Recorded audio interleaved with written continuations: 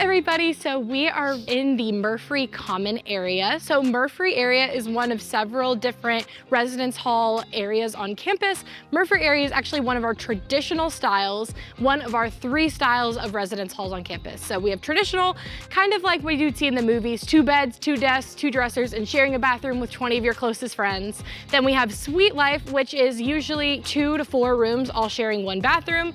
And then apartment style, which is kind of like it sounds, basically an apartment that is on campus. One thing I will say is if you are wanting to live closer to your classes, I would opt for the traditional style because those ones are the closest to the center of campus. But if you are afraid of taking a little walk, bike, bus ride, or something like that, then suite or apartment style would be great for you as well. There are lots of options. So how do we pick who gets to pick first?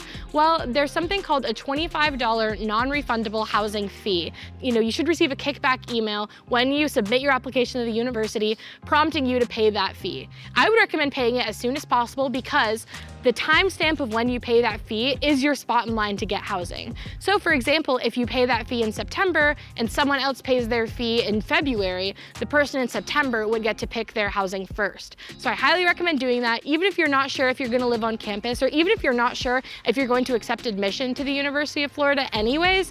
Either way, just paying that fee, it would give you so much peace of mind. Another thing I will say about housing is the pricing of the residence halls do also kind of correlate with the amount of privacy you get. So for example, in apartment style, you would probably have a lot more privacy, but it will be a bit more expensive. So that is something to keep in mind when you're deciding what type of residence hall option is the best for you and your family.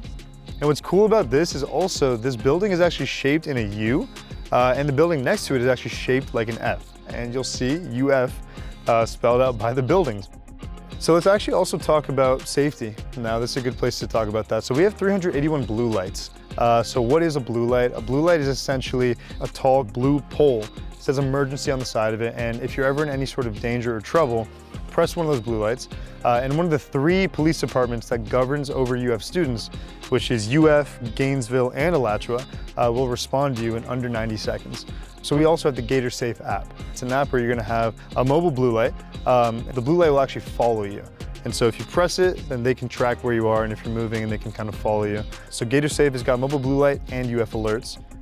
So now we can talk a little bit about transportation. Yeah, so we're a very pedestrian-friendly campus. If you are interested in just walking around, lots of sidewalks, lots of shade, and walking is definitely the most common way to get around. But say you have a little bit longer of a trek that might be a little too far to walk, or you just kind of want to give your feet a break, that's where the buses, bikes, and everything in between comes into play.